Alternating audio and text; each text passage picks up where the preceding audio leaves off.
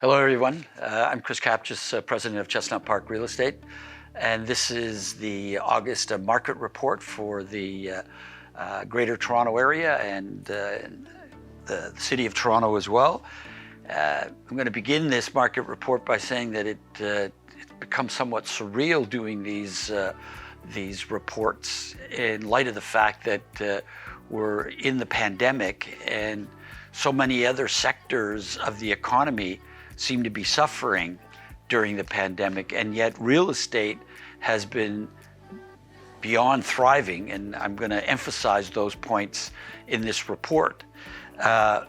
In August, the number of sales reached almost 11,000, which was a record for the month of August.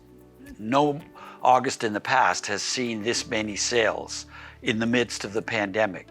In addition to that record being broken, we saw the average sale price for the Greater Toronto Area. That record was also broken. And interestingly enough, that record has been broken for 3 consecutive months. The previous record was in April of 2017, just before in fact, it was the same month in which the provincial government passed legislation that imposed a 15% tax on foreign buyers. That killed the market. But that month, April 2017, saw an average sale price of $920,000. That record was broken in the month of June.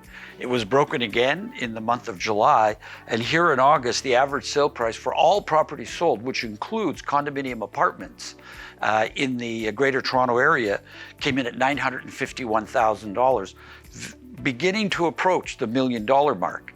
Now, in the City of Toronto itself, the $1 million mark has already been exceeded. The average sale price was about $1,010,000 for all properties sold, which includes, again, condominium apartments, which make up a large portion of all the properties sold in the City of Toronto, and they are the least expensive of the various housing types. If we look at what happened in the other housing types, what's known as freehold in real estate parlance, average sale price for detached properties came in at $1,505,000, semi-detached properties at $1,160,000, and condominium apartments came in at $673,000. So incredible numbers for the month of August in any year, and even more superlative given the fact that we're in the middle of the pandemic. Everything was selling at record speeds. For the total market, all sales took place in 17 days, which is absolutely in sort of real estate language, the speed of light. And in some of the other districts, particularly the eastern districts of Toronto, even faster for detached properties and semi-detached properties.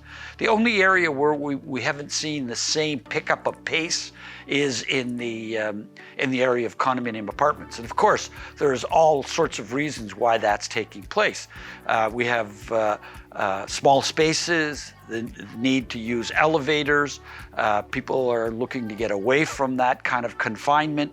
And as a result of that, they're looking for freehold, namely detached, semi-detached, and something that's broader than the marketplace that I'm talking about today, but moving out to peripheral areas outside of the GTA, Collingwood, Huntsville, Prince Edward County, and places like that. So the market is literally on fire. Early indications are that we're going to have a very strong September. The one thing that is changing in the marketplace, which I think needs to be noted, is as the month of August was coming to an end, we were starting to see a plethora of listings, something we hadn't seen up until August. And it's not only in the Toronto area marketplace where this is happening, but it's happening even on a broader basis. So if in fact that continues through the month of September and then into the fall, we could find ourselves moving away from the chronic seller's market that we've been in for many, many months now to something perhaps approaching a more balanced market which we haven't seen again in many, many months. That, of course, will have a moderating impact on the average sale price, and we may, although I think at this point we probably will be at least approaching record level sale prices, but we may actually see a moderation in the average sale price. So until the September report, stay tuned. It's been an incredible, turbulent marketplace, and I'll be looking forward to providing you with all the details a month from now. Thank you.